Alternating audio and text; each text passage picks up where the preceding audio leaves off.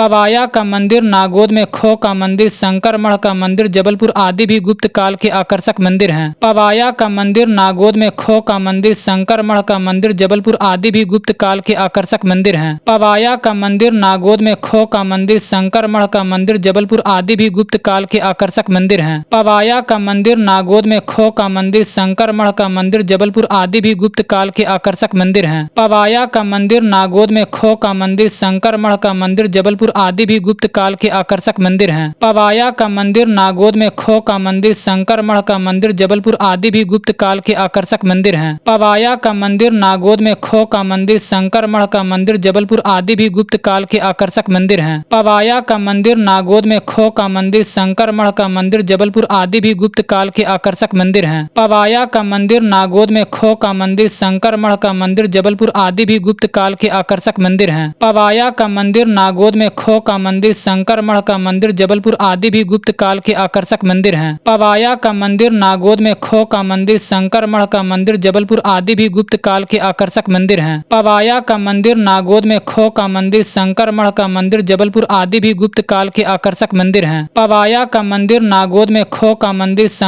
का मंदिर जबलपुर आदि भी गुप्त काल के आकर्षक मंदिर हैं। पवाया का मंदिर, नागोद में खो का मंदिर, शंकरमढ़ का मंदिर जबलपुर आदि भी गुप्त काल के आकर्षक मंदिर हैं। पवाया का मंदिर, नागोद में खो का मंदिर, शंकरमढ़ का मंदिर जबलपुर आदि भी गुप्त काल के आकर्षक मंदिर हैं। पवाया का मंदिर, नागोद में खो का मंदिर, शंकरमढ़ का मंदिर जबलपुर आदि भी गुप्त काल के आकर्षक मंदिर हैं। पवाया का मंदिर, नागोद में खो का मंदिर, शंकरमढ़ का मंदिर जबलपुर आदि भी गुप्त काल के आकर्षक मंदिर हैं। पवाया का मंदिर, नागोद में खो का मंदिर, शंकरमढ़ का मंदिर जबलपुर आदि भी गुप्त काल के आकर्षक मंदिर हैं। पवाया का मंदिर, नागोद में खो का मंदिर, शंकरमढ़ का मंदिर जबलपुर आदि भी गुप्त काल के आकर्षक मंदिर हैं। पवाया का मंदिर, नागोद में खो का मंदिर, शंकरमढ़ का मंदिर जबलपुर आदि भी गुप्त काल के आकर्षक मंदिर हैं। पवाया का मंदिर, नागोद में खो का मंदिर, शंकरमढ़ का मंदिर जबलपुर आदि भी गुप्त काल के आकर्षक मंदिर हैं। पवाया का मंदिर, नागोद में खो का मंदिर, शंकरमढ़ का मंदिर जबलपुर आदि भी गुप्त काल के आकर्षक मंदिर हैं। पवाया का मंदिर, नागोद में खो का मंदिर, शंकरमढ़ का मंदिर जबलपुर आदि भी गुप्त काल के आकर्षक मंदिर हैं। पवाया का मंदिर, नागोद में खो का मंदिर, शंकरमढ़ का मंदिर जबलपुर आदि भी गुप्त काल के आकर्षक मंदिर हैं। पवाया का मंदिर, नागोद में खो का मंदिर,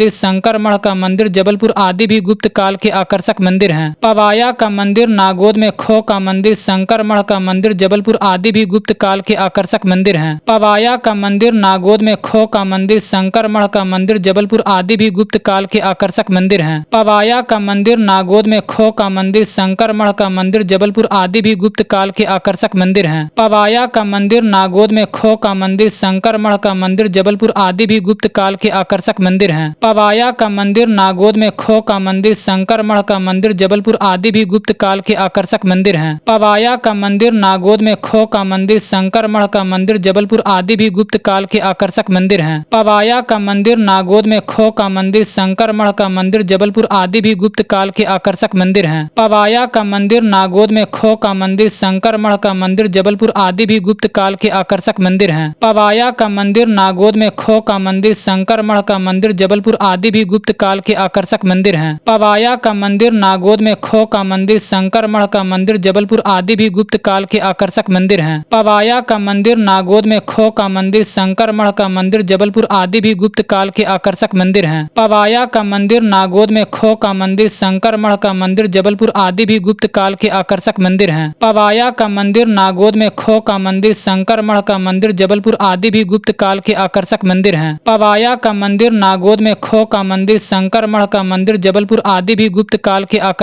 हैं। पवाया का मंदिर, नागोद में खो का मंदिर, शंकरमढ़ का मंदिर जबलपुर आदि भी गुप्त काल के आकर्षक मंदिर हैं। पवाया का मंदिर, नागोद में खो का मंदिर, शंकरमढ़ का मंदिर जबलपुर आदि भी गुप्त काल के आकर्षक मंदिर हैं। पवाया का मंदिर, नागोद में खो का मंदिर, शंकरमढ़ का मंदिर जबलपुर आदि भी गुप्त काल के आकर्षक मंदिर हैं। पवाया का मंदिर, नागोद में खो का मंदिर, शंकरमढ़ का मंदिर जबलपुर आदि भी गुप्त काल के आकर्षक मंदिर हैं। पवाया का मंदिर, नागोद में खो का मंदिर, शंकरमढ़ का मंदिर जबलपुर आदि भी गुप्त काल के आकर्षक मंदिर हैं। पवाया का मंदिर, नागोद में खो का मंदिर, शंकरमढ़ का मंदिर जबलपुर आदि भी गुप्त काल के आकर्षक मंदिर हैं। पवाया का मंदिर, नागोद में खो का मंदिर, शंकरमढ़ का मंदिर जबलपुर आदि भी गुप्त काल के आकर्षक मंदिर हैं। पवाया का मंदिर, नागोद में खो का मंदिर, शंकरमढ़ का मंदिर जबलपुर आदि भी गुप्त काल के आकर्षक मंदिर हैं। पवाया का मंदिर, नागोद में खो का मंदिर, शंकर मठ का मंदिर जबलपुर आदि भी गुप्त काल के आकर्षक मंदिर हैं। पवाया का मंदिर, नागोद में खो का मंदिर, शंकर मठ का मंदिर जबलपुर आदि भी गुप्त काल के आकर्षक मंदिर हैं। पवाया का मंदिर, नागोद में खो का मंदिर, शंकर मठ का मंदिर जबलपुर आदि भी गुप्त काल के आकर्षक मंदिर हैं। पवाया का मंदिर, नागोद में खो का मंदिर, शंकर मठ का मंदिर जबलपुर आदि भी गुप्त काल के आकर्षक मंदिर हैं। पवाया का मंदिर, नागोद में खो का मंदिर, शंकर मठ का मंदिर जबलपुर आदि भी गुप्त काल के आकर्षक मंदिर हैं। पवाया का मंदिर, नागोद में खो का मंदिर, शंकर मठ का मंदिर जबलपुर आदि भी गुप्त काल के आकर्षक मंदिर हैं। पवाया का मंदिर, नागोद में खो का मंदिर, शंकर मठ का मंदिर जबलपुर आदि भी गुप्त काल के आकर्षक मंदिर हैं। पवाया का मंदिर, नागोद में खो का मंदिर, शंकर मठ का मंदिर जबलपुर आदि भी गुप्त काल के आकर्षक मंदिर हैं। पवाया का मंदिर, नागोद में खो का मंदिर, शंकर मठ का मंदिर जबलपुर आदि भी गुप्त काल के आकर्षक मंदिर हैं। पवाया का मंदिर, नागोद में खो का मंदिर, शंकर मठ का मंदिर जबलपुर आदि भी गुप्त काल के आकर्षक मंदिर हैं। गुप्त काल में चित्रकला भी अपने वैभव, गौरव तथा तकनीक की चरम सीमा पर पहुंच गई। गुप्त काल में चित्रकला भी अपने वैभव, गौरव तथा तकनीक की चरम सीमा पर पहुंच गई। गुप्त काल में चित्रकला भी अपने वैभव, गौरव तथा तकनीक की चरम सीमा पर पहुंच गई। गुप्त काल में चित्रकला भी अपने वैभव, गौरव तथा तकनीक की चरम सीमा पर पहुंच गई। गुप्त काल में चित्रकला भी अपने वैभव, गौरव तथा तकनीक की चरम सीमा पर पहुंच गई। गुप्त काल में चित्रकला भी अपने वैभव, गौरव तथा तकनीक की चरम सीमा पर पहुंच गई। गुप्त काल में चित्रकला भी अपने वैभव, गौरव तथा तकनीक की चरम सीमा पर पहुंच गई। गुप्त काल में चित्रकला भी अपने वैभव, गौरव तथा तकनीक की चरम सीमा पर पहुंच गई। गुप्त काल में चित्रकला भी अपने वैभव, गौरव तथा तकनीक की चरम सीमा पर पहुंच गई। गुप्त काल में चित्रकला भी अपने वैभव, गौरव तथा तकनीक की चरम सीमा पर पहुंच गई। गुप्त काल में चित्रकला भी अपने वैभव, गौरव तथा तकनीक की चरम सीमा पर पहुंच गई। गुप्त काल में चित्रकला भी अपने वैभव, गौरव तथा तकनीक की चरम सीमा पर पहुंच गई। गुप्त काल में चित्रकला भी अपने वैभव, गौरव तथा तकनीक की चरम सीमा पर पहुंच गई। गुप्त काल में चित्रकला भी अपने वैभव, गौरव तथा तकनीक की चरम सीमा पर पहुंच गई। गुप्त काल में चित्रकला भी अपने वैभव, गौरव तथा तकनीक की चरम सीमा पर पहुंच गई। गुप्त काल में चित्रकला भी अपने वैभव, गौरव तथा तकनीक की चरम सीमा पर पहुंच गई। गुप्त काल में चित्रकला भी अपने वैभव, गौरव तथा तकनीक की चरम सीमा पर पहुंच गई। गुप्त काल में चित्रकला भी अपने वैभव, गौरव तथा तकनीक की चरम सीमा पर पहुंच गई। गुप्त काल में चित्रकला भी अपने वैभव, गौरव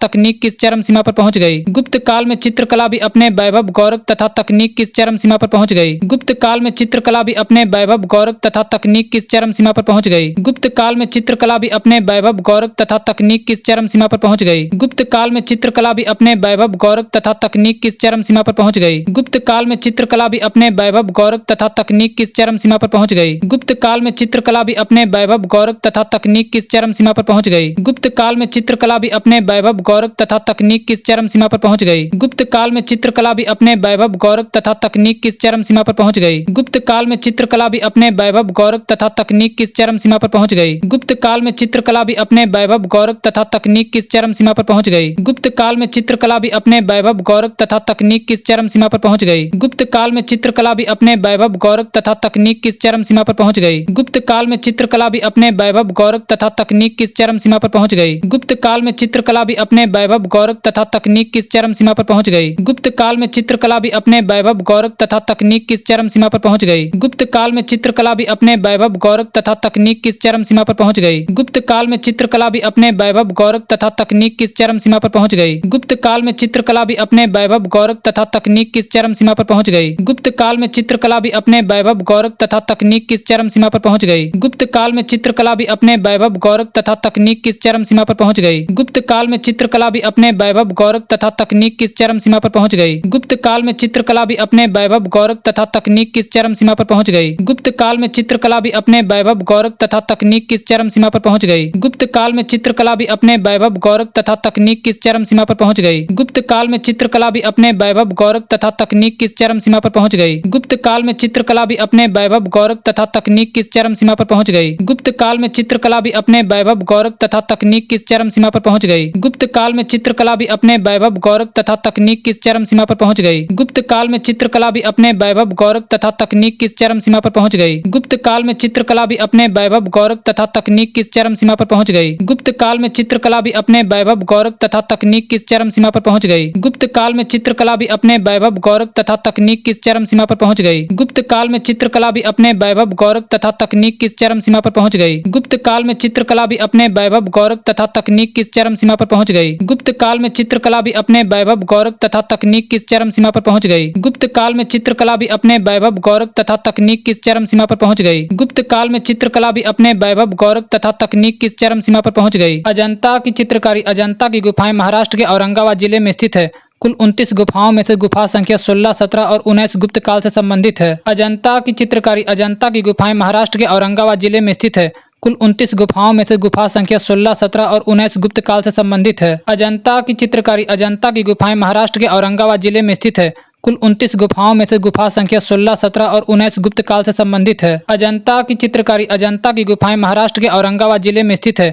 कुल 29 गुफाओं में से गुफा संख्या 16, 17 और 19 गुप्त काल से संबंधित है। अजंता की चित्रकारी। अजंता की गुफाएं महाराष्ट्र के औरंगाबाद जिले में स्थित है। कुल 29 गुफाओं में से गुफा संख्या 16, 17 और 19 गुप्त काल से संबंधित है। अजंता की चित्रकारी। अजंता की गुफाएं महाराष्ट्र के औरंगाबाद जिले में स्थित है। कुल 29 गुफाओं में से गुफा संख्या 16, 17 और 19 गुप्त काल से संबंधित है। अजंता की चित्रकारी। अजंता की गुफाएं महाराष्ट्र के औरंगाबाद जिले में स्थित है। कुल 29 गुफाओं में से गुफा संख्या 16, 17 और 19 गुप्त काल से संबंधित है। अजंता की चित्रकारी। अजंता की गुफाएं महाराष्ट्र के औरंगाबाद जिले में स्थित है। कुल 29 गुफाओं में से गुफा संख्या 16, 17 और 19 गुप्त काल से संबंधित है। अजंता की चित्रकारी। अजंता की गुफाएं महाराष्ट्र के औरंगाबाद जिले में स्थित है। कुल 29 गुफाओं में से गुफा संख्या 16, 17 और 19 गुप्त काल से संबंधित है। अजंता की चित्रकारी। अजंता की गुफाएं महाराष्ट्र के औरंगाबाद जिले में स्थित है। कुल 29 गुफाओं में से गुफा संख्या 16, 17 और 19 गुप्त काल से संबंधित है। अजंता की चित्रकारी। अजंता की गुफाएं महाराष्ट्र के औरंगाबाद जिले में स्थित है। कुल 29 गुफाओं में से गुफा संख्या 16, 17 और 19 गुप्त काल से संबंधित है। अजंता की चित्रकारी। अजंता की गुफाएं महाराष्ट्र के औरंगाबाद जिले में स्थित है। कुल 29 गुफाओं में से गुफा संख्या 16, 17 और 19 गुप्त काल से संबंधित है। अजंता की चित्रकारी। अजंता की गुफाएं महाराष्ट्र के औरंगाबाद जिले में स्थित है। कुल 29 गुफाओं में से गुफा संख्या 16, 17 और 19 गुप्त काल से संबंधित है। अजंता की चित्रकारी। अजंता की गुफाएं महाराष्ट्र के औरंगाबाद जिले में स्थित है। कुल 29 गुफाओं में से गुफा संख्या 16, 17 और 19 गुप्त काल से संबंधित है। अजंता की चित्रकारी। अजंता की गुफाएं महाराष्ट्र के औरंगाबाद जिले में स्थित है। कुल 29 गुफाओं में से गुफा संख्या 16, 17 और 19 गुप्त काल से संबंधित है। अजंता की चित्रकारी। अजंता की गुफाएं महाराष्ट्र के औरंगाबाद जिले में स्थित है। कुल 29 गुफाओं में से गुफा संख्या 16, 17 और 19 गुप्त काल से संबंधित है। अजंता की चित्रकारी। अजंता की गुफाएं महाराष्ट्र के औरंगाबाद जिले में स्थित है। कुल 29 गुफाओं में से गुफा संख्या 16, 17 और 19 गुप्त काल से संबंधित है। अजंता की चित्रकारी। अजंता की गुफाएं महाराष्ट्र के औरंगाबाद जिले में स्थित है। कुल 29 गुफाओं में से गुफा संख्या 16, 17 और 19 गुप्त काल से संबंधित है। अजंता की चित्रकारी। अजंता की गुफाएं महाराष्ट्र के औरंगाबाद जिले में स्थित है। कुल 29 गुफाओं में से गुफा संख्या 16, 17 और 19 गुप्त काल से संबंधित है। अजंता की चित्रकारी। अजंता की गुफाएं महाराष्ट्र के औरंगाबाद जिले में स्थित है। कुल 29 गुफाओं में से गुफा संख्या 16, 17 और 19 गुप्त काल से संबंधित है। अजंता की चित्रकारी। अजंता की गुफाएं महाराष्ट्र के औरंगाबाद जिले में स्थित है। कुल 29 गुफाओं में से गुफा संख्या 16, 17 और 19 गुप्त काल से संबंधित है। अजंता की चित्रकारी। अजंता की गुफाएं महाराष्ट्र के औरंगाबाद जिले में स्थित है। कुल 29 गुफाओं में से गुफा संख्या 16, 17 और 19 गुप्त काल से संबंधित है। अजंता की चित्रकारी। अजंता की गुफाएं महाराष्ट्र के औरंगाबाद जिले में स्थित है। कुल 29 गुफाओं में से गुफा संख्या 16, 17 और 19 गुप्त काल से संबंधित है। अजंता की चित्रकारी। अजंता की गुफाएं महाराष्ट्र के औरंगाबाद जिले में स्थित है। कुल 29 गुफाओं में से गुफा संख्या 16, 17 और 19 गुप्त काल से संबंधित है। अजंता की चित्रकारी। अजंता की गुफाएं महाराष्ट्र के औरंगाबाद जिले में स्थित है। कुल 29 गुफाओं में से गुफा संख्या 16, 17 और 19 गुप्त काल से संबंधित है। अजंता की चित्रकारी। अजंता की गुफाएं महाराष्ट्र के औरंगाबाद जिले में स्थित है। कुल 29 गुफाओं में से गुफा संख्या 16, 17 और 19 गुप्त काल से संबंधित है। अजंता की चित्रकारी। अजंता की गुफाएं महाराष्ट्र के औरंगाबाद जिले में स्थित है। कुल 29 गुफाओं में से गुफा संख्या 16, 17 और 19 गुप्त काल से संबंधित है। अजंता की चित्रकारी। अजंता की गुफाएं महाराष्ट्र के औरंगाबाद जिले में स्थित है।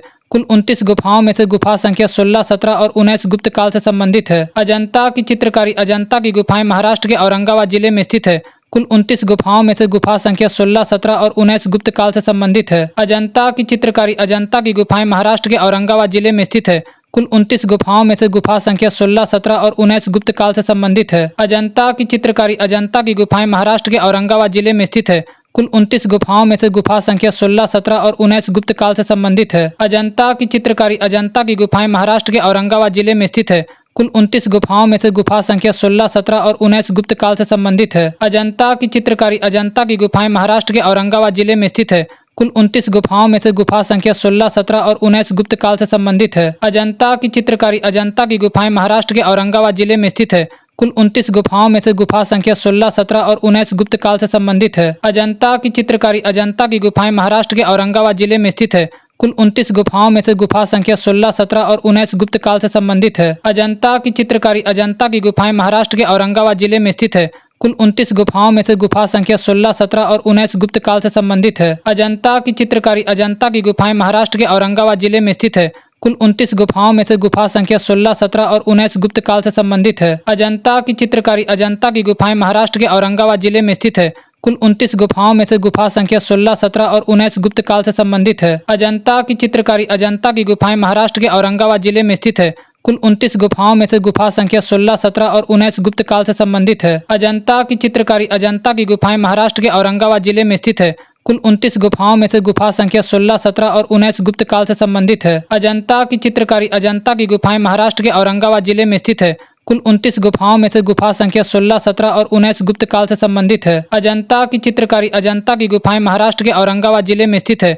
कुल 29 गुफाओं में से गुफा संख्या 16, 17 और 19 गुप्त काल से संबंधित है। अजंता की चित्रकारी। अजंता की गुफाएं महाराष्ट्र के औरंगाबाद जिले में स्थित है।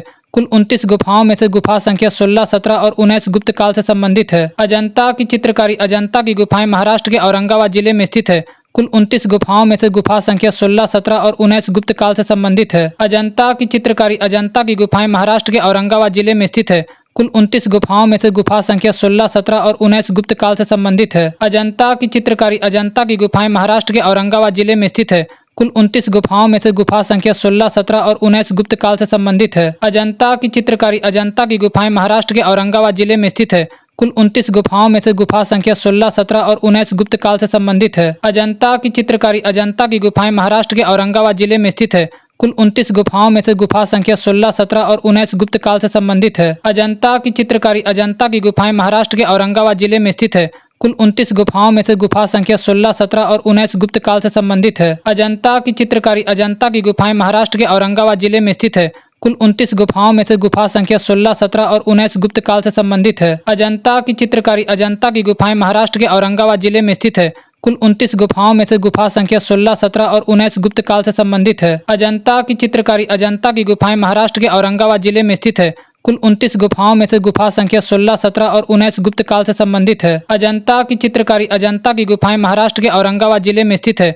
कुल 29 गुफाओं में से गुफा संख्या 16, 17 और 19 गुप्त काल से संबंधित है। अजंता की चित्रकारी। अजंता की गुफाएं महाराष्ट्र के औरंगाबाद जिले में स्थित है। कुल 29 गुफाओं में से गुफा संख्या 16, 17 और 19 गुप्त काल से संबंधित है। गुफा संख्या 17 में जातक कथाओं का उल्लेख। इसमें बुध को यशोधरा से भिक्षा मांगते और यशोधरा द्वारा राहुल को बुध को सौंपते हुए दिखाया गया है। गुफा संख्या 17 में जातक कथाओं का उल्लेख। इसमें बुध को यशोधरा से भिक्षा मांगते और यशोधरा द्वारा राहुल को बुध को सौंपते हुए दिखाया गया है। गुफा संख्या 17 में जातक कथाओं का उल्लेख। इसमें बुध को यशोधरा से भिक्षा मांगते और यशोधरा द्वारा राहुल को बुध को सौंपते हुए दिखाया गया है। गुफा संख्या 17 में जातक कथाओं का उल्लेख। इसमें बुध को यशोधरा से भिक्षा मांगते और यशोधरा द्वारा राहुल को बुध को सौंपते हुए दिखाया गया है। गुफा संख्या 17 में जातक कथाओं का उल्लेख। इसमें बुध को यशोधरा से भिक्षा मांगते और यशोधरा द्वारा राहुल को बुध को सौंपते हुए दिखाया गया है। गुफा संख्या 17 में जातक कथाओं का उल्लेख। इसमें बुध को यशोधरा से भिक्षा मांगते और यशोधरा द्वारा राहुल को बुध को सौंपते हुए दिखाया गया है। गुफा संख्या 17 में जातक कथाओं का उल्लेख। इसमें बुध को यशोधरा से भिक्षा मांगते और यशोधरा द्वारा राहुल को बुध को सौंपते हुए दिखाया गया है। गुफा संख्या 17 में जातक कथाओं का उल्लेख। इसमें बुध को यशोधरा से भिक्षा मांगते और यशोधरा द्वारा राहुल को बुध को सौंपते हुए दिखाया गया है। गुफा संख्या 17 में जातक कथाओं का उल्लेख। इसमें बुध को यशोधरा से भिक्षा मांगते और यशोधरा द्वारा राहुल को बुध को सौंपते हुए दिखाया गया है। गुफा संख्या 17 में जातक कथाओं का उल्लेख। इसमें बुध को यशोधरा से भिक्षा मांगते और यशोधरा द्वारा राहुल को बुध को सौंपते हुए दिखाया गया है। गुफा संख्या 17 में जातक कथाओं का उल्लेख। इसमें बुध को यशोधरा से भिक्षा मांगते और यशोधरा द्वारा राहुल को बुध को सौंपते हुए दिखाया गया है। गुफा संख्या 17 में जातक कथाओं का उल्लेख। इसमें बुध को यशोधरा से भिक्षा मांगते और यशोधरा द्वारा राहुल को बुध को सौंपते हुए दिखाया गया है। गुफा संख्या 17 में जातक कथाओं का उल्लेख। इसमें बुध को यशोधरा से भिक्षा मांगते और यशोधरा द्वारा राहुल को बुध को सौंपते हुए दिखाया गया है। गुफा संख्या 17 में जातक कथाओं का उल्लेख। इसमें बुध को यशोधरा से भिक्षा मांगते और यशोधरा द्वारा राहुल को बुध को सौंपते हुए दिखाया गया है। गुफा संख्या 17 में जातक कथाओं का उल्लेख, इसमें बुध को यशोधरा से भिक्षा मांगते और यशोधरा द्वारा राहुल को बुध को सौंपते हुए दिखाया गया है। गुफा संख्या 17 में जातक कथाओं का उल्लेख, इसमें बुध को यशोधरा से भिक्षा मांगते और यशोधरा द्वारा राहुल को बुध को सौंपते हुए दिखाया गया है। गुफा संख्या 17 में जातक कथाओं का उल्लेख, इसमें बुध को यशोधरा से भिक्षा मांगते और यशोधरा द्वारा राहुल को बुध को सौंपते हुए दिखाया गया है। गुफा संख्या 17 में जातक कथाओं का उल्लेख, इसमें बुध को यशोधरा से भिक्षा मांगते और यशोधरा द्वारा राहुल को बुध को सौंपते हुए दिखाया गया है। गुफा संख्या 17 में जातक कथाओं का उल्लेख, इसमें बुध को यशोधरा से भिक्षा मांगते और यशोधरा द्वारा राहुल को बुध को सौंपते हुए दिखाया गया है। गुफा संख्या 17 में जातक कथाओं का उल्लेख, इसमें बुध को यशोधरा से भिक्षा मांगते और यशोधरा द्वारा राहुल को बुध को सौंपते हुए दिखाया गया है। गुफा संख्या 17 में जातक कथाओं का उल्लेख, इसमें बुध को यशोधरा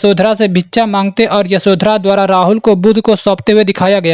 गुफा संख्या 17 में जातक कथाओं का उल्लेख, इसमें बुध को यशोधरा से भिक्षा मांगते और यशोधरा द्वारा राहुल को बुध को सौंपते हुए दिखाया गया है। गुफा संख्या 17 में जातक कथाओं का उल्लेख, इसमें बुध को यशोधरा से भिक्षा मांगते और यशोधरा द्वारा राहुल को बुध को सौंपते हुए दिखाया गया है। गुफा संख्या 17 में जातक कथाओं का उल्लेख, इसमें बुध को यशोधरा से भिक्षा मांगते और यशोधरा द्वारा राहुल को बुध को सौंपते हुए दिखाया गया है। गुफा संख्या 17 में जातक कथाओं का उल्लेख, इसमें बुध को यशोधरा से भिक्षा मांगते और यशोधरा द्वारा राहुल को बुध को सौंपते हुए दिखाया गया है। गुफा संख्या 17 में जातक कथाओं का उल्लेख, इसमें बुध को यशोधरा से भिक्षा मांगते और यशोधरा द्वारा राहुल को बुध को सौंपते हुए दिखाया गया है। गुफा संख्या 17 में जातक कथाओं का उल्लेख, इसमें बुध को यशोधरा से भिक्षा मांगते और यशोधरा द्वारा राहुल को बुध को सौंपते हुए दिखाया गया है। गुफा संख्या 17 में जातक कथाओं का उल्लेख, इसमें बुध को यशोधरा से भिक्षा मांगते और यशोधरा द्वारा राहुल को बुध को सौंपते हुए दिखाया गया है। गुफा संख्या 17 में जातक कथाओं का उल्लेख, इसमें बुध को यशोधरा से भिक्षा मांगते और यशोधरा द्वारा राहुल को बुध को सौंपते हुए दिखाया गया है। गुफा संख्या 17 में जातक कथाओं का उल्लेख, इसमें बुध को यशोधरा से भिक्षा मांगते और यशोधरा द्वारा राहुल को बुध को सौंपते हुए दिखाया गया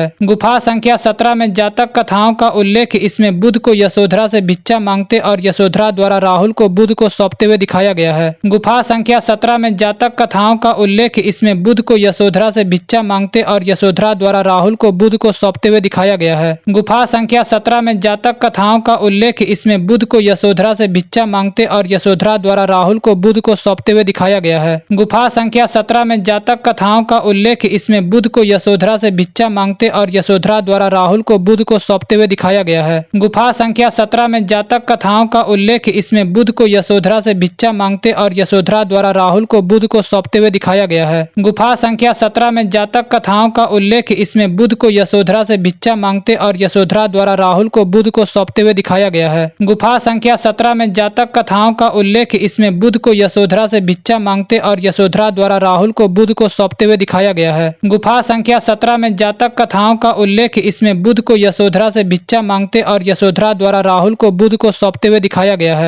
गुफा संख्या 17 में जातक कथाओं का उल्लेख, इसमें बुध को यशोधरा से भिक्षा मांगते और यशोधरा द्वारा राहुल को बुध को सौंपते हुए दिखाया गया है। गुफा संख्या 17 में जातक कथाओं का उल्लेख, इसमें बुध को यशोधरा से भिक्षा मांगते और यशोधरा द्वारा राहुल को बुध को सौंपते हुए दिखाया गया है। गुफा संख्या 17 में जातक कथाओं का उल्लेख, इसमें बुध को यशोधरा से भिक्षा मांगते और यशोधरा द्वारा राहुल को बुध को सौंपते हुए दिखाया गया है। गुफा संख्या 17 में जातक कथाओं का उल्लेख, इसमें बुध को यशोधरा से भिक्षा मांगते और यशोधरा द्वारा राहुल को बुध को सौंपते हुए दिखाया गया है। गुफा संख्या 17 में जातक कथाओं का उल्लेख, इसमें बुध को यशोधरा से भिक्षा मांगते और यशोधरा द्वारा राहुल को बुध को सौंपते हुए दिखाया गया है। गुफा संख्या 17 में जातक कथाओं का उल्लेख, इसमें बुध को यशोधरा से भिक्षा मांगते और यशोधरा द्वारा राहुल को बुध को सौंपते हुए दिखाया गया है। गुफा संख्या 17 में जातक कथाओं का उल्लेख, इसमें बुध को यशोधरा से भिक्षा मांगते और यशोधरा द्वारा राहुल को बुध को सौंपते हुए दिखाया गया है।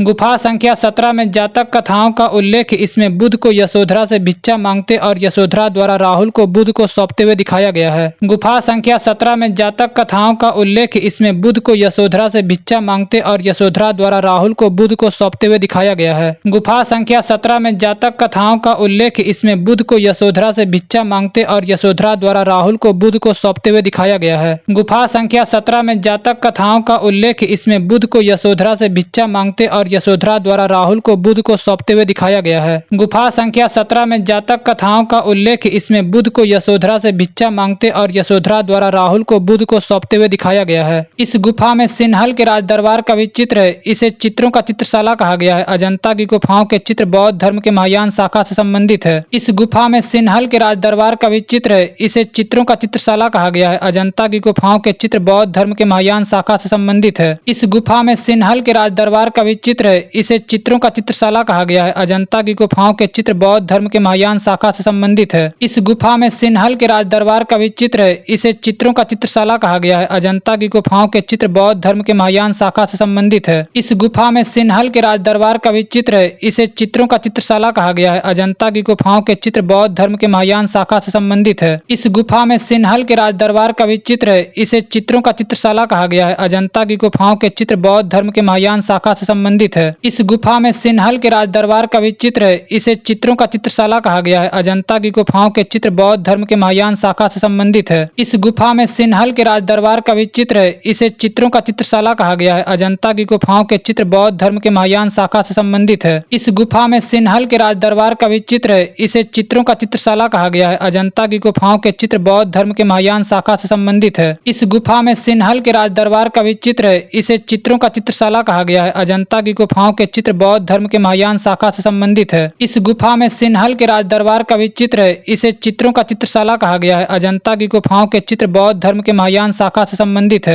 इस गुफा में सिन्हल के राज दरबार का भी चित्र है, इसे चित्रों का चित्रशाला कहा गया है। अजंता की गुफाओं के चित्र बौद्ध धर्म के महायान शाखा से संबंधित है। इस गुफा में सिन्हल के राज दरबार का भी चित्र है, इसे चित्रों का चित्रशाला कहा गया है। अजंता की गुफाओं के चित्र बौद्ध धर्म के महायान शाखा से संबंधित है। इस गुफा में सिन्हल के राज दरबार का भी चित्र है, इसे चित्रों का चित्रशाला कहा गया है। अजंता की गुफाओं के चित्र बौद्ध धर्म के महायान शाखा से संबंधित है। इस गुफा में सिन्हल के राज दरबार का भी चित्र है, इसे चित्रों का चित्रशाला कहा गया है। अजंता की गुफाओं के चित्र बौद्ध धर्म के महायान शाखा से संबंधित है। इस गुफा में सिन्हल के राज दरबार का भी चित्र है, इसे चित्रों का चित्रशाला कहा गया है। अजंता की गुफाओं के चित्र बौद्ध धर्म के महायान शाखा से संबंधित है। इस गुफा में सिन्हल के राज दरबार का भी चित्र है, इसे चित्रों का चित्रशाला कहा गया है। अजंता की गुफाओं के चित्र बौद्ध धर्म के महायान शाखा से संबंधित है। इस गुफा में सिन्हल के राज दरबार का भी चित्र है, इसे चित्रों का चित्रशाला कहा गया है। अजंता की गुफाओं के चित्र बौद्ध धर्म के महायान शाखा से संबंधित है। इस गुफा में सिन्हल के राज दरबार का भी चित्र है, इसे चित्रों का चित्रशाला कहा गया है। अजंता की गुफाओं के चित्र बौद्ध धर्म के महायान शाखा से संबंधित है। इस गुफा में सिन्हल के राज दरबार का भी चित्र है, इसे चित्रों का चित्रशाला कहा गया है। अजंता की गुफाओं के चित्र बौद्ध धर्म के महायान शाखा से संबंधित है। इस गुफा में सिन्हल के राज दरबार का भी चित्र है, इसे चित्रों का चित्रशाला कहा गया है। अजंता की गुफाओं के चित्र बौद्ध धर्म के महायान शाखा से संबंधित है। इस गुफा में सिन्हल के राज दरबार का भी चित्र है, इसे चित्रों का चित्रशाला कहा गया है। अजंता की गुफाओं के चित्र बौद्ध धर्म के महायान शाखा से संबंधित है। इस गुफा में सिन्हल के राज दरबार का भी चित्र है, इसे चित्रों का चित्रशाला कहा गया है। अजंता की गुफाओं के चित्र बौद्ध धर्म के महायान शाखा से संबंधित है। इस गुफा में सिन्हल के राज दरबार का भी चित्र है, इसे चित्रों का चित्रशाला कहा गया है। अजंता की गुफाओं के चित्र बौद्ध धर्म के महायान शाखा से संबंधित है। इस गुफा में सिन्हल के राज दरबार का भी चित्र है, इसे चित्रों का चित्रशाला कहा गया है। अजंता की गुफाओं के चित्र बौद्ध धर्म के महायान शाखा से संबंधित है। इस गुफा में सिन्हल के राज दरबार का भी चित्र है, इसे चित्रों का चित्रशाला कहा गया है। अजंता की गुफाओं के चित्र बौद्ध धर्म के महायान शाखा से संबंधित है। इस गुफा में सिन्हल के राज दरबार का भी चित्र है, इसे चित्रों का चित्रशाला कहा गया है। अजंता की गुफाओं के चित्र बौद्ध धर्म के महायान शाखा से संबंधित है। इस गुफा में सिन्हल के राज दरबार का भी चित्र है, इसे चित्रों का चित्रशाला कहा गया है। अजंता की गुफाओं के चित्र बौद्ध धर्म के महायान शाखा से संबंधित है। इस गुफा में सिन्हल के राज दरबार का भी चित्र है, इसे चित्रों का चित्रशाला कहा गया है। अजंता की गुफाओं के चित्र बौद्ध धर्म के महायान शाखा से संबंधित है। इस गुफा में सिन्हल के राज दरबार का भी चित्र है, इसे चित्रों का चित्रशाला कहा गया है। अजंता की गुफाओं के चित्र बौद्ध धर्म के महायान शाखा से संबंधित है। इस गुफा में सिन्हल के राज दरबार का भी चित्र है, इसे चित्रों का चित्रशाला कहा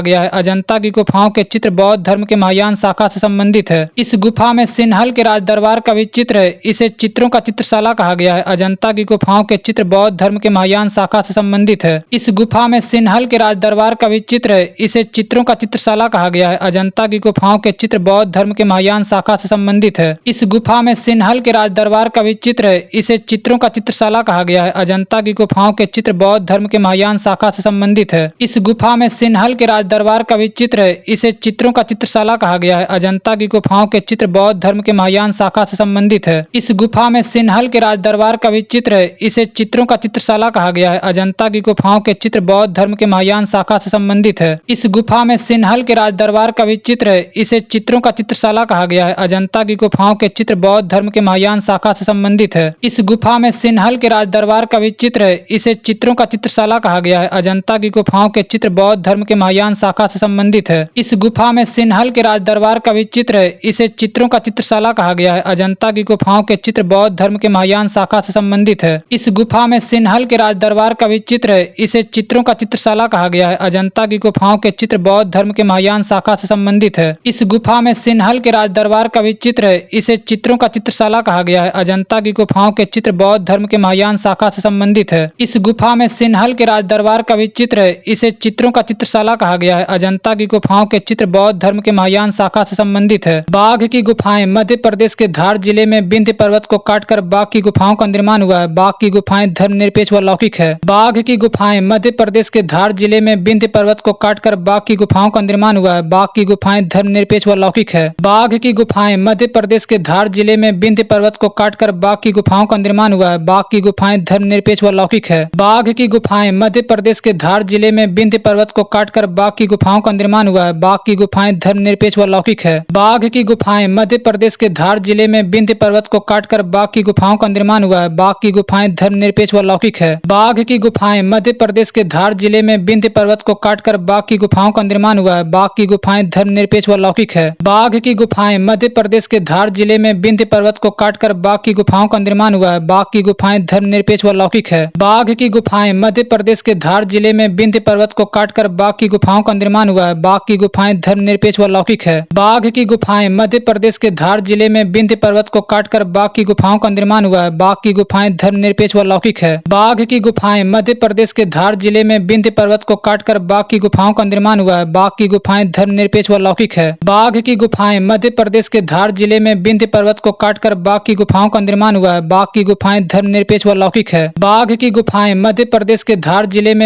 विंध्य पर्वत को काटकर बाघ की गुफाओं का निर्माण हुआ है। बाघ की गुफाएं धर्मनिरपेक्ष व लौकिक है। बाघ की गुफाएं मध्य प्रदेश के धार जिले में विंध्य पर्वत को काटकर बाघ की गुफाओं का निर्माण हुआ है। बाघ की गुफाएं धर्मनिरपेक्ष व लौकिक है। बाघ की गुफाएं मध्य प्रदेश के धार जिले में विंध्य पर्वत को काटकर बाघ की गुफाओं का निर्माण हुआ है। बाघ की गुफाएं धर्मनिरपेक्ष व लौकिक है। बाघ की गुफाएं मध्य प्रदेश के धार जिले में विंध्य पर्वत को काटकर बाघ की गुफाओं का निर्माण हुआ है। बाघ की गुफाएं धर्मनिरपेक्ष व लौकिक है। बाघ की गुफाएं मध्य प्रदेश के धार जिले में विंध्य पर्वत को काटकर बाघ की गुफाओं का निर्माण हुआ है। बाघ की गुफाएं धर्मनिरपेक्ष व लौकिक है। बाघ की गुफाएं मध्य प्रदेश के धार जिले में विंध्य पर्वत को काटकर बाघ की गुफाओं का निर्माण हुआ है। बाघ की गुफाएं धर्मनिरपेक्ष व लौकिक है। बाघ की गुफाएं मध्य प्रदेश के धार जिले में विंध्य पर्वत को काटकर बाघ की गुफाओं का निर्माण हुआ है। बाघ की गुफाएं धर्मनिरपेक्ष व लौकिक है। बाघ की गुफाएं मध्य प्रदेश के धार जिले में विंध्य पर्वत को काटकर बाघ की गुफाओं का निर्माण हुआ है। बाघ की गुफाएं धर्मनिरपेक्ष व लौकिक है। बाघ की गुफाएं मध्य प्रदेश के धार जिले में विंध्य पर्वत को काटकर बाघ की गुफाओं का निर्माण हुआ है। बाघ की गुफाएं धर्मनिरपेक्ष व लौकिक है। बाघ की गुफाएं मध्य प्रदेश के धार जिले में विंध्य पर्वत को काटकर बाघ की गुफाओं का निर्माण हुआ है। बाघ की गुफाएं धर्मनिरपेक्ष व लौकिक है। बाघ की गुफाएं मध्य प्रदेश के धार जिले में विंध्य पर्वत को काटकर बाघ की गुफाओं का निर्माण हुआ है। बाघ की गुफाएं धर्मनिरपेक्ष व लौकिक है। बाघ की गुफाएं मध्य प्रदेश के धार जिले में विंध्य पर्वत को काटकर बाघ की गुफाओं का निर्माण हुआ है। बाघ की गुफाएं धर्मनिरपेक्ष व लौकिक है। बाघ की गुफाएं मध्य प्रदेश के धार जिले में विंध्य पर्वत को काटकर बाघ की गुफाओं का निर्माण हुआ है। बाघ की गुफाएं धर्मनिरपेक्ष व लौकिक है। बाघ की गुफाएं मध्य प्रदेश के धार जिले में विंध्य पर्वत को काटकर बाघ की गुफाओं का निर्माण हुआ है। बाघ की गुफाएं धर्मनिरपेक्ष व लौकिक है। बाघ की गुफाएं मध्य प्रदेश के धार जिले में विंध्य पर्वत को काटकर बाघ की गुफाओं का निर्माण हुआ है। बाघ की गुफाएं धर्मनिरपेक्ष व लौकिक है। बाघ की गुफाएं मध्य प्रदेश के धार जिले में विंध्य पर्वत को काटकर बाघ की गुफाओं का निर्माण हुआ है। बाघ की गुफाएं धर्मनिरपेक्ष व लौकिक है। बाघ की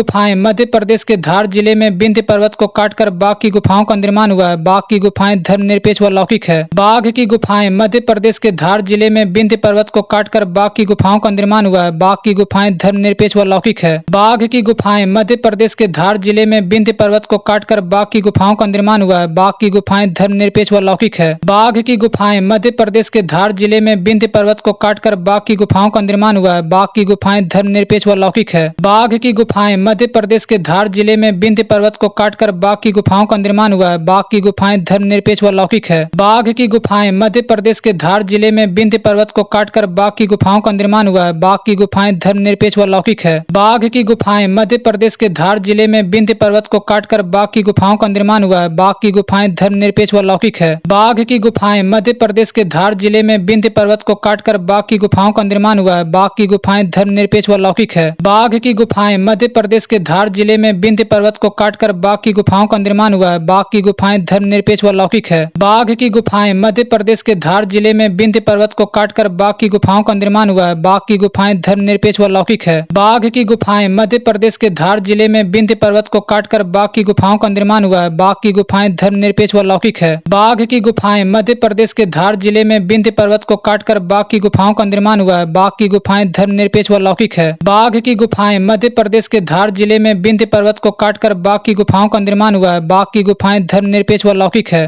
बाघ की गुफाएं मध्य प्रदेश के धार जिले में विंध्य पर्वत को काटकर बाघ की गुफाओं का निर्माण हुआ है। बाघ की गुफाएं धर्मनिरपेक्ष व लौकिक है। बाघ की गुफाएं मध्य प्रदेश के धार जिले में विंध्य पर्वत को काटकर बाघ की गुफाओं का निर्माण हुआ है। बाघ की गुफाएं धर्मनिरपेक्ष व लौकिक है। बाघ की गुफाएं मध्य प्रदेश के धार जिले में विंध्य पर्वत को काटकर बाघ की गुफाओं का निर्माण हुआ है। बाघ की गुफाएं धर्मनिरपेक्ष व लौकिक है। बाघ की गुफाएं मध्य प्रदेश के धार जिले में विंध्य पर्वत को काटकर बाघ की गुफाओं का निर्माण हुआ है। बाघ की गुफाएं धर्मनिरपेक्ष व लौकिक है। बाघ की गुफाएं मध्य प्रदेश के धार जिले में विंध्य पर्वत को काटकर बाघ की गुफाओं का निर्माण हुआ है। बाघ की गुफाएं धर्मनिरपेक्ष व लौकिक है। बाघ की गुफाएं मध्य प्रदेश के धार जिले में विंध्य पर्वत को काटकर बाघ की गुफाओं का निर्माण हुआ है। बाघ की गुफाएं धर्मनिरपेक्ष व लौकिक है। बाघ की गुफाएं मध्य प्रदेश के धार जिले में विंध्य पर्वत को काटकर बाघ की गुफाओं का निर्माण हुआ है। बाघ की गुफाएं धर्मनिरपेक्ष व लौकिक है। बाघ की गुफाएं मध्य प्रदेश के धार जिले में विंध्य पर्वत को काटकर बाघ की गुफाओं का निर्माण हुआ है। बाघ की गुफाएं धर्मनिरपेक्ष व लौकिक है। बाघ की गुफाएं मध्य प्रदेश के धार जिले में विंध्य पर्वत को काटकर बाघ की गुफाओं का निर्माण हुआ है। बाघ की गुफाएं धर्मनिरपेक्ष व लौकिक है। बाघ की गुफाएं मध्य प्रदेश के धार जिले में विंध्य पर्वत को काटकर बाघ की गुफाओं का निर्माण हुआ है। बाघ की गुफाएं धर्मनिरपेक्ष व लौकिक है। बाघ की गुफाएं मध्य प्रदेश के धार जिले में विंध्य पर्वत को काटकर बाघ की गुफाओं का निर्माण हुआ है। बाघ की गुफाएं धर्मनिरपेक्ष व लौकिक है। बाघ की गुफाएं मध्य प्रदेश के धार जिले में विंध्य पर्वत को काटकर बाघ की गुफाओं का निर्माण हुआ है। बाघ की गुफाएं धर्मनिरपेक्ष व लौकिक है। गुप्तकालीन साहित्य गुप्त काल संस्कृत साहित्य का स्वर्ण युग है।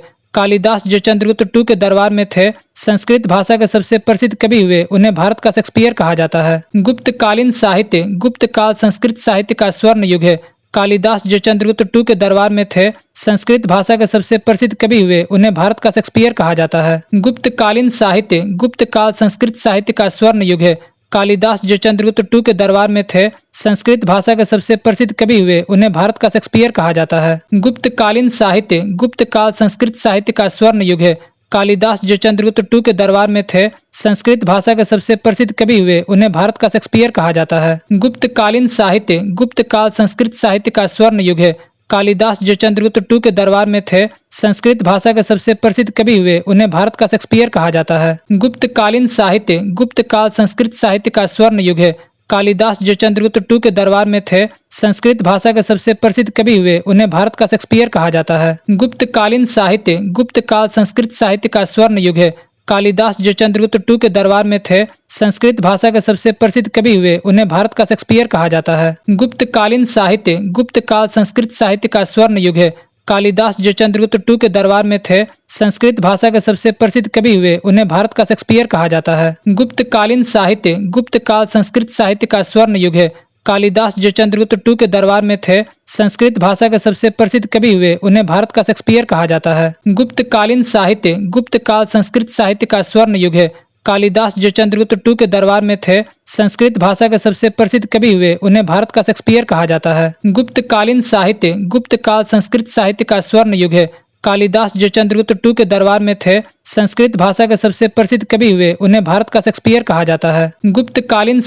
गुप्त काल संस्कृत साहित्य का स्वर्ण युग है। कालिदास जो चंद्रगुप्त टू के दरबार में थे, संस्कृत भाषा के सबसे प्रसिद्ध कवि हुए। उन्हें भारत का शेक्सपियर कहा जाता है। गुप्तकालीन साहित्य गुप्त काल संस्कृत साहित्य का स्वर्ण युग है। कालिदास जो चंद्रगुप्त टू के दरबार में थे, संस्कृत भाषा के सबसे प्रसिद्ध कवि हुए। उन्हें भारत का शेक्सपियर कहा जाता है। गुप्तकालीन साहित्य गुप्त काल संस्कृत साहित्य का स्वर्ण युग है। कालिदास जो चंद्रगुप्त टू के दरबार में थे, संस्कृत भाषा के सबसे प्रसिद्ध कवि हुए। उन्हें भारत का शेक्सपियर कहा जाता है। गुप्तकालीन साहित्य गुप्त काल संस्कृत साहित्य का स्वर्ण युग है। कालिदास जो चंद्रगुप्त टू के दरबार में थे, संस्कृत भाषा के सबसे प्रसिद्ध कवि हुए। उन्हें भारत का शेक्सपियर कहा जाता है। गुप्तकालीन साहित्य गुप्त काल संस्कृत साहित्य का स्वर्ण युग है। कालिदास जो चंद्रगुप्त टू के दरबार में थे, संस्कृत भाषा के सबसे प्रसिद्ध कवि हुए। उन्हें भारत का शेक्सपियर कहा जाता है। गुप्तकालीन साहित्य गुप्त काल संस्कृत साहित्य का स्वर्ण युग है। कालिदास जो चंद्रगुप्त टू के दरबार में थे, संस्कृत भाषा के सबसे प्रसिद्ध कवि हुए, उन्हें भारत का शेक्सपियर कहा जाता है। गुप्त कालीन साहित्य, गुप्त काल संस्कृत साहित्य का स्वर्ण युग है। कालिदास जो चंद्रगुप्त टू के दरबार में थे, संस्कृत भाषा के सबसे प्रसिद्ध कवि हुए, उन्हें भारत का शेक्सपियर कहा जाता है। गुप्त कालीन साहित्य, गुप्त काल संस्कृत साहित्य का स्वर्ण युग है। कालिदास जो चंद्रगुप्त टू के दरबार में थे, संस्कृत भाषा के सबसे प्रसिद्ध कवि हुए, उन्हें भारत का शेक्सपियर कहा जाता है। गुप्त कालीन साहित्य, गुप्त काल संस्कृत साहित्य का स्वर्ण युग है। कालिदास जो चंद्रगुप्त टू के दरबार में थे, संस्कृत भाषा के सबसे प्रसिद्ध कवि हुए, उन्हें भारत का शेक्सपियर कहा जाता है। गुप्त कालीन साहित्य, गुप्त काल संस्कृत साहित्य का स्वर्ण युग है।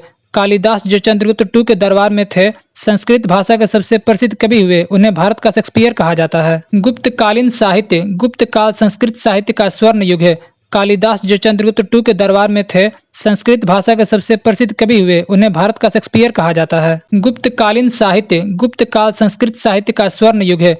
कालिदास जो चंद्रगुप्त टू के दरबार में थे, संस्कृत भाषा के सबसे प्रसिद्ध कवि हुए, उन्हें भारत का शेक्सपियर कहा जाता है। गुप्त कालीन साहित्य, गुप्त काल संस्कृत साहित्य का स्वर्ण युग है। कालिदास जो चंद्रगुप्त टू के दरबार में थे, संस्कृत भाषा के सबसे प्रसिद्ध कवि हुए, उन्हें भारत का शेक्सपियर कहा जाता है। गुप्त कालीन साहित्य, गुप्त काल संस्कृत साहित्य का स्वर्ण युग है। कालिदास जो चंद्रगुप्त टू के दरबार में थे, संस्कृत भाषा के सबसे प्रसिद्ध कवि हुए, उन्हें भारत का शेक्सपियर कहा जाता है। गुप्त कालीन साहित्य, गुप्त काल संस्कृत साहित्य का स्वर्ण युग है। कालिदास जो चंद्रगुप्त टू के दरबार में थे, संस्कृत भाषा के सबसे प्रसिद्ध कवि हुए, उन्हें भारत का शेक्सपियर कहा जाता है। गुप्त कालीन साहित्य, गुप्त काल संस्कृत साहित्य का स्वर्ण युग है। कालिदास जो चंद्रगुप्त टू के दरबार में थे, संस्कृत भाषा के सबसे प्रसिद्ध कवि हुए, उन्हें भारत का शेक्सपियर कहा जाता है। गुप्त कालीन साहित्य, गुप्त काल संस्कृत साहित्य का स्वर्ण युग है। कालिदास जो चंद्रगुप्त टू के दरबार में थे, संस्कृत भाषा के सबसे प्रसिद्ध कवि हुए, उन्हें भारत का शेक्सपियर कहा जाता है। गुप्त कालीन साहित्य, गुप्त काल संस्कृत साहित्य का स्वर्ण युग है। कालिदास जो चंद्रगुप्त टू के दरबार में थे, संस्कृत भाषा के सबसे प्रसिद्ध कवि हुए, उन्हें भारत का शेक्सपियर कहा जाता है। गुप्त कालीन साहित्य, गुप्त काल संस्कृत साहित्य का स्वर्ण युग है। कालिदास जो चंद्रगुप्त टू के दरबार में थे, संस्कृत भाषा के सबसे प्रसिद्ध कवि हुए, उन्हें भारत का शेक्सपियर कहा जाता है। गुप्त कालीन साहित्य, गुप्त काल संस्कृत साहित्य का स्वर्ण युग है। कालिदास जो चंद्रगुप्त टू के दरबार में थे, संस्कृत भाषा के सबसे प्रसिद्ध कवि हुए, उन्हें भारत का शेक्सपियर कहा जाता है। गुप्त कालीन साहित्य, गुप्त काल संस्कृत साहित्य का स्वर्ण युग है। कालिदास जो चंद्रगुप्त टू के दरबार में थे, संस्कृत भाषा के सबसे प्रसिद्ध कवि हुए, उन्हें भारत का शेक्सपियर कहा जाता है। गुप्त कालीन साहित्य, गुप्त काल संस्कृत साहित्य का स्वर्ण युग है। कालिदास जो चंद्रगुप्त टू के दरबार में थे, संस्कृत भाषा के सबसे प्रसिद्ध कवि हुए, उन्हें भारत का शेक्सपियर कहा जाता है। गुप्त कालीन साहित्य, गुप्त काल संस्कृत साहित्य का स्वर्ण युग है। कालिदास जो चंद्रगुप्त टू के दरबार में थे, संस्कृत भाषा के सबसे प्रसिद्ध कवि हुए, उन्हें भारत का शेक्सपियर कहा जाता है। गुप्त कालीन साहित्य, गुप्त काल संस्कृत साहित्य का स्वर्ण युग है। कालिदास जो चंद्रगुप्त टू के दरबार में थे, संस्कृत भाषा के सबसे प्रसिद्ध कवि हुए, उन्हें भारत का शेक्सपियर कहा जाता है। गुप्त कालीन साहित्य, गुप्त काल संस्कृत साहित्य का स्वर्ण युग है। कालिदास जो चंद्रगुप्त टू के दरबार में थे, संस्कृत भाषा के सबसे प्रसिद्ध कवि हुए, उन्हें भारत का शेक्सपियर कहा जाता है। गुप्त कालीन साहित्य, गुप्त काल संस्कृत साहित्य का स्वर्ण युग है। कालिदास जो चंद्रगुप्त टू के दरबार में थे, संस्कृत भाषा के सबसे प्रसिद्ध कवि हुए, उन्हें भारत का शेक्सपियर कहा जाता है। गुप्त कालीन साहित्य, गुप्त काल संस्कृत साहित्य का स्वर्ण युग है। कालिदास जो चंद्रगुप्त टू के दरबार में थे, संस्कृत भाषा के सबसे प्रसिद्ध कवि हुए, उन्हें भारत का शेक्सपियर कहा जाता है। गुप्त कालीन साहित्य, गुप्त काल संस्कृत साहित्य का स्वर्ण युग है। कालिदास जो चंद्रगुप्त टू के दरबार में थे, संस्कृत भाषा के सबसे प्रसिद्ध कवि हुए, उन्हें भारत का शेक्सपियर कहा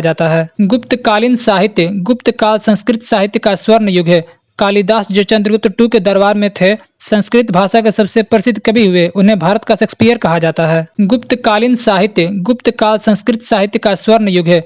कालिदास जो चंद्रगुप्त टू के दरबार में थे, संस्कृत भाषा के सबसे प्रसिद्ध कवि हुए, उन्हें भारत का शेक्सपियर कहा जाता है। गुप्त कालीन साहित्य, गुप्त काल संस्कृत साहित्य का स्वर्ण युग है। कालिदास जो चंद्रगुप्त टू के दरबार में थे, संस्कृत भाषा के सबसे प्रसिद्ध कवि हुए, उन्हें भारत का शेक्सपियर कहा जाता है। गुप्त कालीन साहित्य, गुप्त काल संस्कृत साहित्य का स्वर्ण युग है। कालिदास जो चंद्रगुप्त टू के दरबार में थे, संस्कृत भाषा के सबसे प्रसिद्ध कवि हुए, उन्हें भारत का शेक्सपियर कहा जाता है। गुप्त कालीन साहित्य, गुप्त काल संस्कृत साहित्य का स्वर्ण युग है। कालिदास जो चंद्रगुप्त टू के दरबार में थे, संस्कृत भाषा के सबसे प्रसिद्ध कवि हुए, उन्हें भारत का शेक्सपियर कहा जाता है। गुप्त कालीन साहित्य, गुप्त काल संस्कृत साहित्य का स्वर्ण युग है। कालिदास जो चंद्रगुप्त टू के दरबार में थे, संस्कृत भाषा के सबसे प्रसिद्ध कवि हुए, उन्हें भारत का शेक्सपियर कहा जाता है। गुप्त कालीन साहित्य, गुप्त काल संस्कृत साहित्य का स्वर्ण युग है। कालिदास जो चंद्रगुप्त टू के दरबार में थे, संस्कृत भाषा के सबसे प्रसिद्ध कवि हुए, उन्हें भारत का शेक्सपियर कहा जाता है। गुप्तकालीन साहित्य, गुप्त काल संस्कृत साहित्य का स्वर्ण युग है।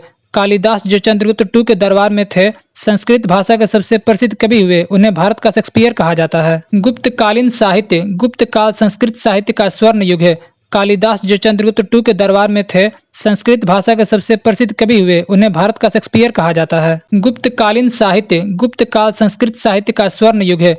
कालिदास जो चंद्रगुप्त टू के दरबार में थे, संस्कृत भाषा के सबसे प्रसिद्ध कवि हुए, उन्हें भारत का शेक्सपियर कहा जाता है। गुप्तकालीन साहित्य, गुप्त काल संस्कृत साहित्य का स्वर्ण युग है। कालिदास जो चंद्रगुप्त टू के दरबार में थे, संस्कृत भाषा के सबसे प्रसिद्ध कवि हुए, उन्हें भारत का शेक्सपियर कहा जाता है। गुप्तकालीन साहित्य, गुप्त काल संस्कृत साहित्य का स्वर्ण युग है।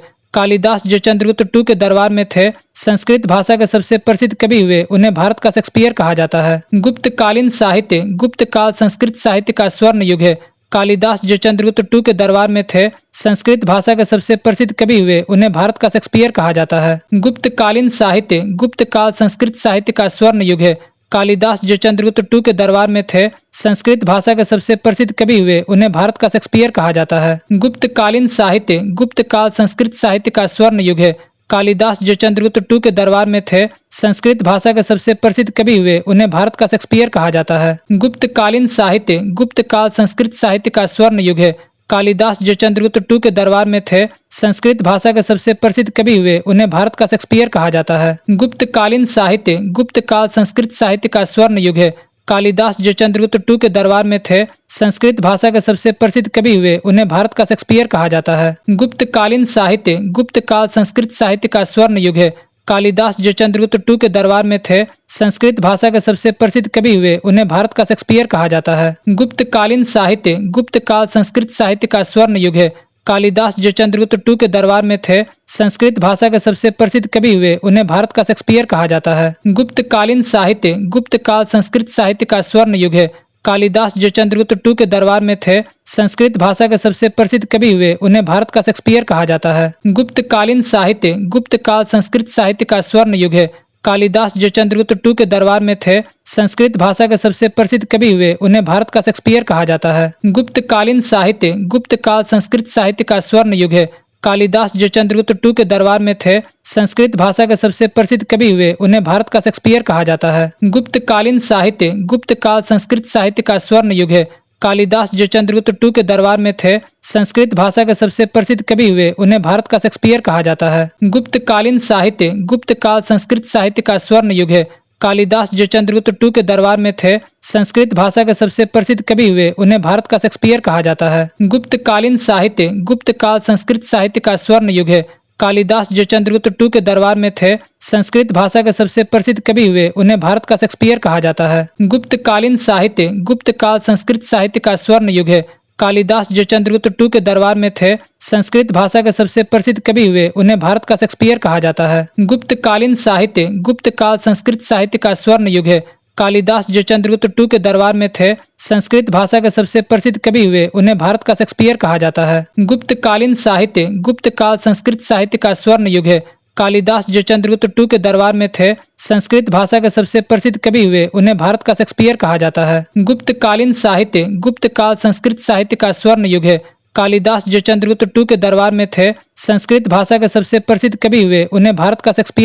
है। गुप्तकालीन साहित्य, गुप्त काल संस्कृत साहित्य का स्वर्ण युग है। कालिदास जो चंद्रगुप्त टू के दरबार में थे, संस्कृत भाषा के सबसे प्रसिद्ध कवि हुए, उन्हें भारत का शेक्सपियर कहा जाता है। गुप्तकालीन साहित्य, गुप्त काल संस्कृत साहित्य का स्वर्ण युग है। कालिदास जो चंद्रगुप्त टू के दरबार में थे, संस्कृत भाषा के सबसे प्रसिद्ध कवि हुए, उन्हें भारत का शेक्सपियर कहा जाता है। गुप्तकालीन साहित्य, गुप्त काल संस्कृत साहित्य का स्वर्ण युग है। कालिदास जो चंद्रगुप्त टू के दरबार में थे, संस्कृत भाषा के सबसे प्रसिद्ध कवि हुए, उन्हें भारत का शेक्सपियर कहा जाता है। गुप्तकालीन साहित्य, गुप्त काल संस्कृत साहित्य का स्वर्ण युग है।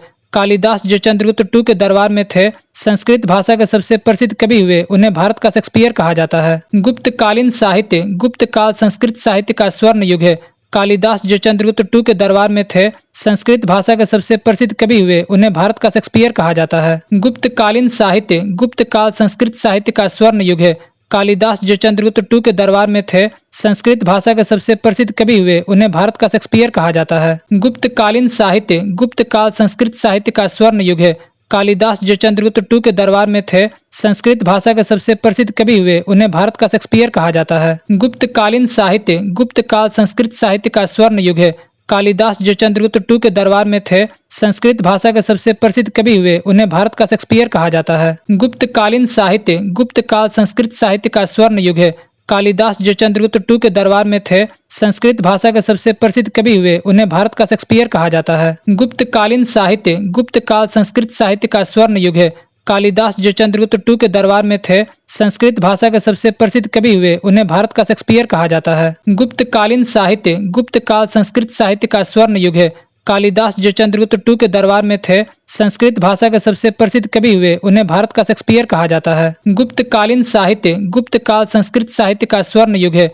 कालिदास जो चंद्रगुप्त टू के दरबार में थे, संस्कृत भाषा के सबसे प्रसिद्ध कवि हुए। उन्हें भारत का शेक्सपियर कहा जाता है। याज्ञवल्क्य स्मृति, कात्यायन स्मृति, बृहस्पति स्मृति और पराशर स्मृति की रचना गुप्त काल में हुई। याज्ञवल्क्य स्मृति, कात्यायन स्मृति, बृहस्पति स्मृति और पराशर स्मृति की रचना गुप्त काल में हुई। याज्ञवल्क्य स्मृति, कात्यायन स्मृति, बृहस्पति स्मृति और पराशर स्मृति की रचना गुप्त काल में हुई। याज्ञवल्क्य स्मृति, कात्यायन स्मृति, बृहस्पति स्मृति और पराशर स्मृति की रचना गुप्त काल में हुई। याज्ञवल्क्य स्मृति, कात्यायन स्मृति, बृहस्पति स्मृति और पराशर स्मृति की रचना गुप्त काल में हुई। याज्ञवल्क्य स्मृति, कात्यायन स्मृति, बृहस्पति स्मृति और पराशर स्मृति की रचना गुप्त काल में हुई। याज्ञवल्क्य स्मृति, कात्यायन स्मृति, बृहस्पति स्मृति और पराशर स्मृति की रचना गुप्त काल में हुई। याज्ञवल्क्य स्मृति, कात्यायन स्मृति, बृहस्पति स्मृति और पराशर स्मृति की रचना गुप्त काल में हुई। याज्ञवल्क्य स्मृति, कात्यायन स्मृति, बृहस्पति स्मृति और पराशर स्मृति की रचना गुप्त काल में हुई। याज्ञवल्क्य स्मृति, कात्यायन स्मृति, बृहस्पति स्मृति और पराशर स्मृति की रचना गुप्त काल में हुई। याज्ञवल्क्य स्मृति, कात्यायन स्मृति, बृहस्पति स्मृति और पराशर स्मृति की रचना गुप्त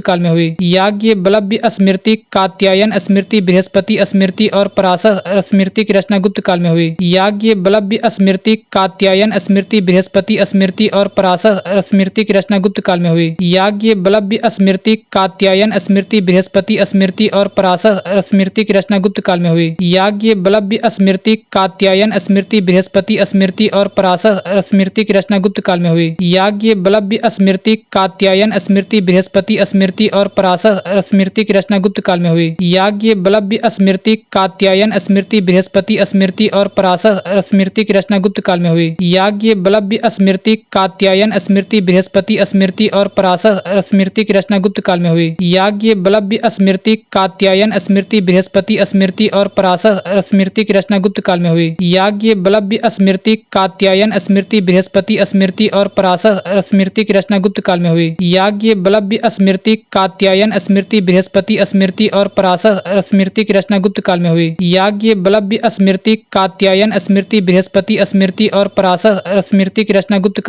याज्ञवल्क्य स्मृति, कात्यायन स्मृति, बृहस्पति स्मृति और पराशर स्मृति की रचना गुप्त काल में हुई। याज्ञवल्क्य स्मृति, कात्यायन स्मृति, बृहस्पति स्मृति और पराशर स्मृति की रचना गुप्त काल में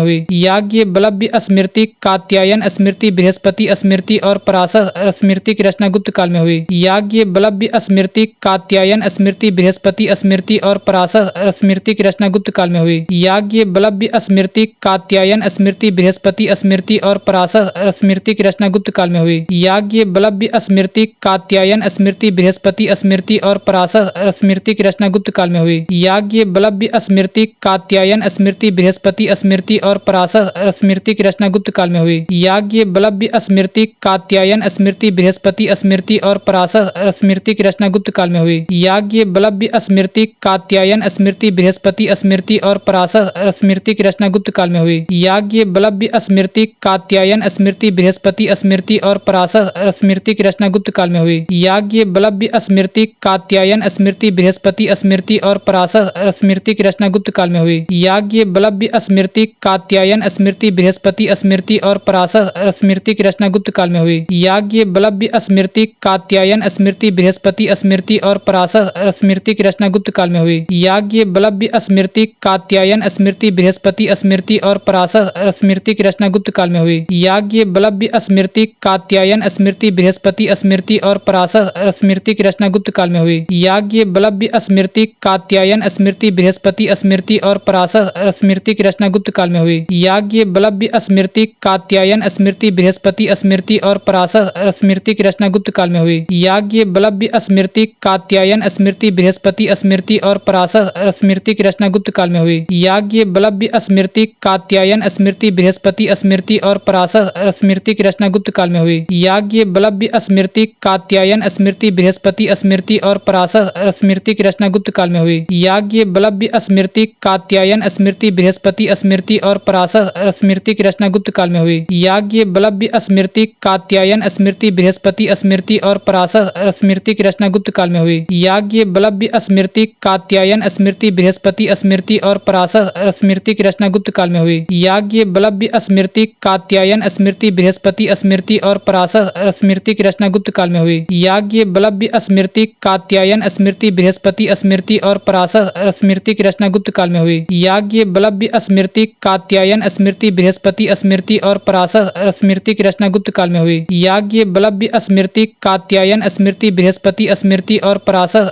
स्मृति की रचना गुप्त काल में हुई। याज्ञ बलव्य स्मृति, कात्यायन स्मृति, बृहस्पति स्मृति और पराशर स्मृति की रचना गुप्त काल में हुई। याज्ञ बलव्य स्मृति, कात्यायन स्मृति, बृहस्पति स्मृति और पराशर स्मृति की रचना गुप्त काल में हुई। याज्ञ बलव्य स्मृति, कात्यायन स्मृति, बृहस्पति स्मृति और पराशर स्मृति की रचना गुप्त काल में हुई। याज्ञ बलव्य स्मृति, कात्यायन स्मृति, बृहस्पति स्मृति और पराशर स्मृति की रचना गुप्त काल में हुई। याज्ञ बलव्य स्मृति, कात्यायन स्मृति, बृहस्पति स्मृति और पराशर स्मृति की रचना गुप्त काल में हुई। याज्ञ बलव्य स्मृति, कात्यायन स्मृति, बृहस्पति स्मृति और पराशर स्मृति की रचना गुप्त काल में हुई। याज्ञ बलव्य स्मृति, कात्यायन स्मृति, बृहस्पति स्मृति और पराशर स्मृति की रचना गुप्त काल में हुई। याज्ञ बलव्य स्मृति, कात्यायन स्मृति, बृहस्पति स्मृति और पराशर स्मृति की रचना गुप्त काल में हुई। याज्ञ बलव्य स्मृति, कात्यायन स्मृति, बृहस्पति स्मृति और पराशर स्मृति की रचना गुप्त काल में हुई। याज्ञ बलव्य स्मृति, कात्यायन स्मृति, बृहस्पति स्मृति और पराशर स्मृति की रचना गुप्त काल में हुई। याज्ञ बलव्य स्मृति, कात्यायन स्मृति, बृहस्पति स्मृति और पराशर स्मृति की रचना गुप्त काल में हुई। याज्ञ बलव्य स्मृति, कात्यायन स्मृति, बृहस्पति स्मृति और पराशर स्मृति की रचना गुप्त काल में हुई। याज्ञ बलव्य स्मृति, कात्यायन स्मृति, बृहस्पति स्मृति और पराशर स्मृति की रचना गुप्त काल में हुई। याज्ञ बलव्य स्मृति, कात्यायन स्मृति, बृहस्पति स्मृति और पराशर स्मृति की रचना गुप्त काल में हुई। याज्ञ बलव्य स्मृति, कात्यायन स्मृति, बृहस्पति स्मृति और पराशर स्मृति की रचना गुप्त काल में हुई। याज्ञ बलव्य स्मृति, कात्यायन स्मृति, बृहस्पति स्मृति और पराशर स्मृति की रचना गुप्त काल में हुई। याज्ञ बलव्य स्मृति, कात्यायन स्मृति, बृहस्पति स्मृति और पराशर स्मृति की रचना गुप्त काल में हुई। याज्ञ बलव्य स्मृति, कात्यायन स्मृति, बृहस्पति स्मृति और पराशर स्मृति की रचना गुप्त काल में हुई। याज्ञ बलव्य स्मृति, कात्यायन स्मृति, बृहस्पति स्मृति और पराशर स्मृति की रचना गुप्त काल में हुई। याज्ञ बलव्य स्मृति, कात्यायन स्मृति, बृहस्पति स्मृति और पराशर स्मृति की रचना गुप्त काल में हुई। याज्ञ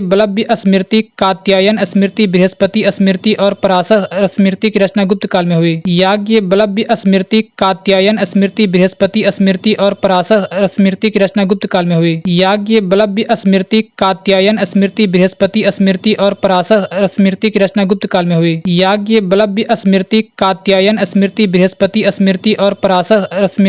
गुप्त काल में हुई। याज्ञ बलव्य स्मृति, कात्यायन स्मृति, बृहस्पति स्मृति और पराशर स्मृति की रचना गुप्त काल में हुई। याज्ञ बलव्य स्मृति, कात्यायन स्मृति, बृहस्पति स्मृति और पराशर स्मृति की रचना गुप्त काल में हुई। याज्ञ बलव्य स्मृति, कात्यायन स्मृति, बृहस्पति स्मृति और पराशर स्मृति की रचना गुप्त काल में हुई। याज्ञ बलव्य स्मृति, कात्यायन स्मृति, बृहस्पति स्मृति और पराशर स्मृति की रचना गुप्त काल में हुई। याज्ञ बलव्य स्मृति, कात्यायन स्मृति, बृहस्पति स्मृति और पराशर स्मृति की रचना गुप्त काल में हुई। याज्ञ बलव्य स्मृति, कात्यायन स्मृति, बृहस्पति स्मृति और पराशर स्मृति की रचना गुप्त काल में हुई। याज्ञ बलव्य स्मृति, कात्यायन स्मृति, बृहस्पति स्मृति और पराशर स्मृति की रचना गुप्त काल में हुई। याज्ञ बलव्य स्मृति, कात्यायन स्मृति, स्मृति बृहस्पति स्मृति और पराशर स्मृति की रचना गुप्त काल में हुई। याज्ञ बलव्य स्मृति कात्यायन स्मृति बृहस्पति स्मृति और पराशर स्मृति की रचना गुप्त काल में हुई। याज्ञ बलव्य स्मृति कात्यायन स्मृति बृहस्पति स्मृति और पराशर स्मृति की रचना गुप्त काल में हुई। याज्ञ बलव्य स्मृति कात्यायन स्मृति बृहस्पति स्मृति और पराशर स्मृति की रचना गुप्त काल में हुई। याज्ञ बलव्य स्मृति कात्यायन स्मृति बृहस्पति स्मृति और पराशर स्मृति की रचना गुप्त काल में हुई। याज्ञ बलव्य स्मृति कात्यायन स्मृति बृहस्पति स्मृति और पराशर स्मृति की रचना गुप्त काल में हुई। याज्ञ बलव्य स्मृति कात्यायन स्मृति बृहस्पति स्मृति और पराशर स्मृति की रचना गुप्त काल में हुई। याज्ञ बलव्य स्मृति कात्यायन स्मृति बृहस्पति स्मृति और पराशर स्मृति की रचना गुप्त काल में हुई। याज्ञ बलव्य स्मृति कात्यायन स्मृति बृहस्पति स्मृति और पराशर स्मृति की रचना गुप्त काल में हुई। याज्ञ बलव्य स्मृति कात्यायन स्मृति बृहस्पति स्मृति और पराशर स्मृति की रचना गुप्त काल में हुई। याज्ञ बलव्य स्मृति कात्यायन स्मृति बृहस्पति स्मृति और पराशर स्मृति की रचना गुप्त काल में हुई। याज्ञ बलव्य स्मृति कात्यायन स्मृति बृहस्पति स्मृति और पराशर स्मृति की रचना गुप्त काल में हुई। याज्ञ बलव्य स्मृति कात्यायन स्मृति बृहस्पति स्मृति और पराशर स्मृति की रचना गुप्त काल में हुई। याज्ञ बलव्य स्मृति कात्यायन स्मृति बृहस्पति स्मृति और पराशर स्मृति की रचना गुप्त काल में हुई। याज्ञ बलव्य स्मृति कात्यायन स्मृति बृहस्पति स्मृति और पराशर स्मृति की रचना गुप्त काल में हुई। याज्ञ बलव्य स्मृति कात्यायन स्मृति बृहस्पति स्मृति और पराशर स्मृति की रचना गुप्त काल में हुई।